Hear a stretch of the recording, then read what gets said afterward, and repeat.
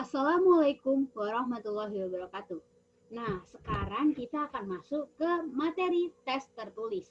Nah, sebelum kita masuk ke materi tes tertulis, ada alangkah baiknya kita perkenalan dulu ya.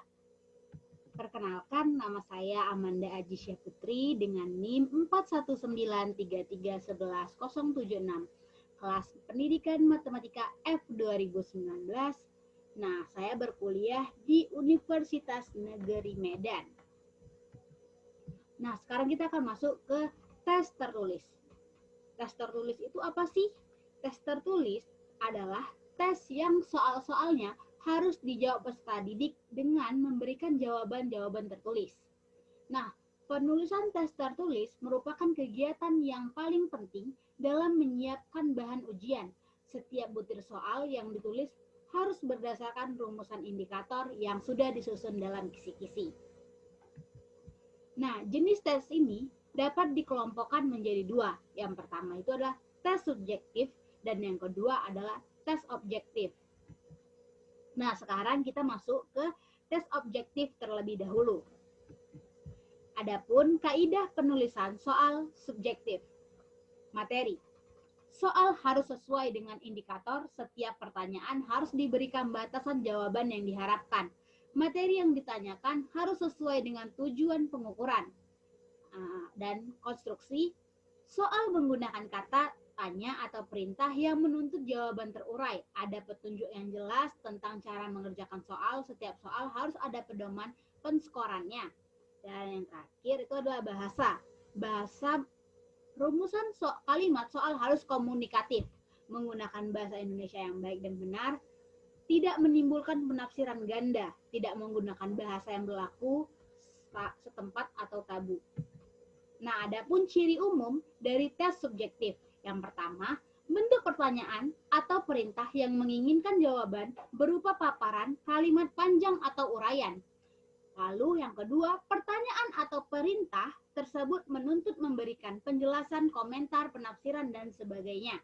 Dan yang ketiga, jumlah soalnya terbatas, berkisar 5-10 butir soal. Dan yang keempat, umumnya awalan soal berbunyi jelaskan, terangkan, uraikan mengapa dan bagaimana. Nah, adapun keunggulan dan kelemahan dari tes subjektif. Nah, keunggulan yang pertama, mudah disusun dan tidak memberikan kesempatan untuk menebak-nebak atau untung-untungan. Lalu yang kedua, mendorong siswa untuk berani mengungkapkan pendapat dan menyusun dalam kalimat yang bagus. Dan yang ketiga, memberikan kesempatan kepada siswa mengutarakan pendapat dengan kalimat sendiri. Lalu yang keempat, dapat mengetahui seberapa banyak siswa tahu masalah yang diteskan. Dan kekurangannya yang pertama, kadar validitas dan realitas rendah karena sukar diketahui segi mana dari pengetahuan siswa yang betul-betul telah dikuasai. Lalu yang kedua, kurang representatif dalam hal mewakili seluruh skop bahan pelajaran yang akan dites karena soalnya hanya beberapa saja atau terbatas. Pemeriksaannya lebih sulit sebab membutuhkan pertimbangan individual lebih banyak dari penilai. Dan keempat, cara memeriksanya banyak dipengaruhi oleh unsur-unsur subjektif dan waktu untuk dikoreksinya sangat lama dan tidak dapat diwakilkan kepada orang lain. Nah, sekarang kita masuk ke tes objektif. Nah, adapun kaidah penulisan dari tes objektif. Yang pertama itu adalah materi. Soal harus sesuai dengan indikator, artinya ini soal harus menanyakan perilaku dan materi yang hendak diukur sesuai dengan rumusan indikator dalam kisi-kisi. Lalu yang kedua itu dalam materi, pengecoh harus berfungsi. Yang ketiga, setiap soal harus mempunyai jawaban yang benar, artinya satu soal hanya mempunyai satu kunci jawaban. Lalu masuk ke konstruksi. Nah, Konstruksi ini yang pertama, pokok soal harus dirumuskan secara jelas dan tegas. Lalu yang kedua, rumusan pokok soal dan pilihan jawaban harus merupakan pertanyaan yang diperlukan saja. Lalu yang ketiga, pokok soal jangan memberi petunjuk ke arah jawaban yang benar. Lalu yang keempat, pokok soal jangan mengandung pertanyaan yang bersifat negatif ganda. Lalu yang kelima, pilihan jawaban harus homogen dan logis ditinjau dari segi materi. Selanjutnya, panjang rumusan pilihan jawaban harus relatif sama. Lalu yang selanjutnya lagi, pilihan jawaban jangan mengandung pertanyaan semua pilihan jawaban di atas salah atau semua pilihan jawaban di atas benar. Lalu selanjutnya, pilihan jawaban yang berbentuk angka atau waktu harus disusun berdasarkan urutan besar kecilnya nilai angka atau kronologis.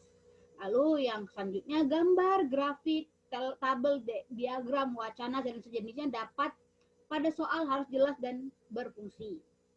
Dan yang ketiga itu adalah bahasa dan budaya. Nah, penjelasannya itu setiap soal harus menggunakan bahasa yang sesuai dengan kaidah bahasa Indonesia.